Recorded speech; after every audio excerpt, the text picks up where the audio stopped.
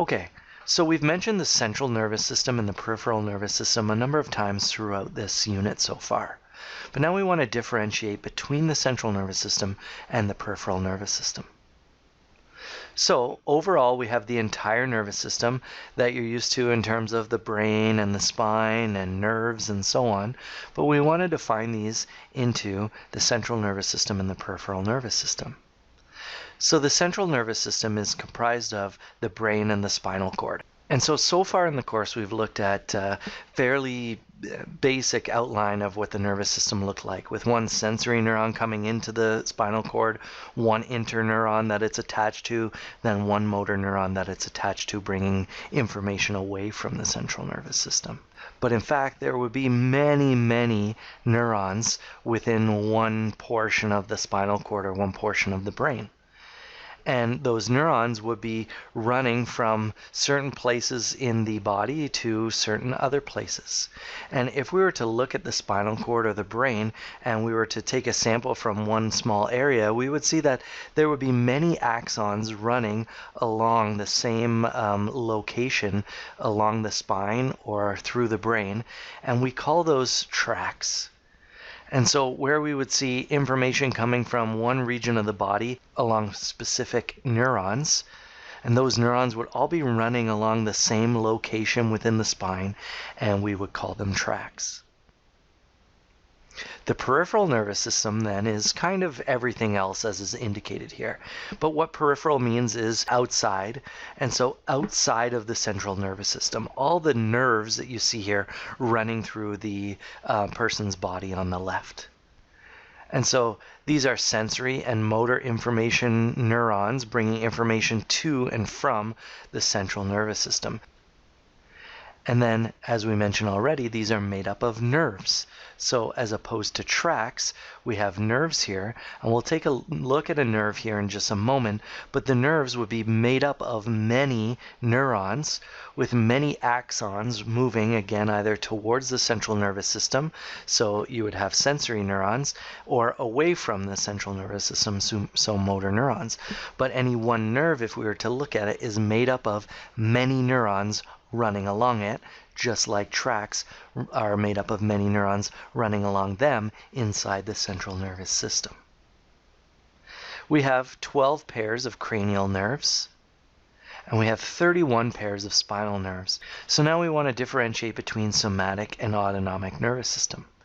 So looking just at the peripheral nervous system, we can actually see that it breaks down into the somatic nervous system and the autonomic nervous system. The somatic nervous system is the nervous system or the neurons that actually trigger skeletal muscle in our body. So the muscles that are attached to our skeleton that allow us to then move around. So we saw this earlier in the course when we talked about motor neurons triggering the contraction of skeletal muscles.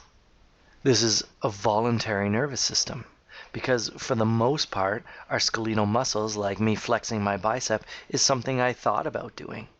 Though at times there are reflexes, as we saw earlier, where maybe I put my hand on something hot and then I quickly pull away without thinking about it. But for the most part, these are triggered by this voluntary somatic nervous system.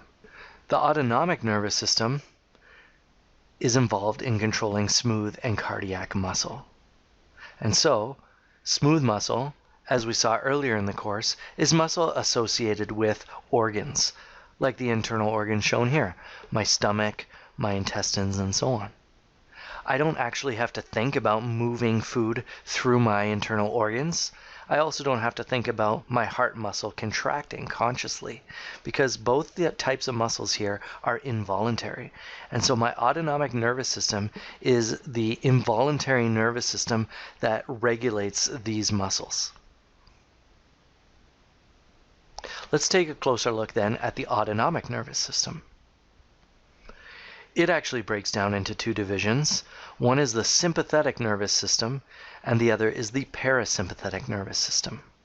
The sympathetic nervous system is involved in fight or flight responses. So as the image shows here on the left, if I were to come across a bear, let's say, that looked like it was going to attack me, my sympathetic nervous system would kick in to cause me to run away, or in other conditions, perhaps to fight. It does things like increases my heart rate, causes my pupils to dilate, so the size of my pupils to increase so I can bring in as much light to my eyes so I can see lots of things around me if I'm going to have to fight something. It causes me to sweat, to try to cool my body down while I'm expending all this energy either fighting or running away. Looking at the parasympathetic nervous system, this is the nervous system that's involved in feed and breed, or sometimes people call it calm and cool collected. So in terms of feeding and breeding, I'm not nervous. I'm just sitting back eating an ice cream like the image here on the left. And so I'm taking in food. I'm not involved in fighting anything or running away from anything. And so my body can actually feed, digest food, and so on in a calm, cool, collected way. And so the parasympathetic nervous system causes my heart rate to actually decrease, the opposite of my sympathetic nervous system. Causes me to undergo digestion, like the term feed and breed implies.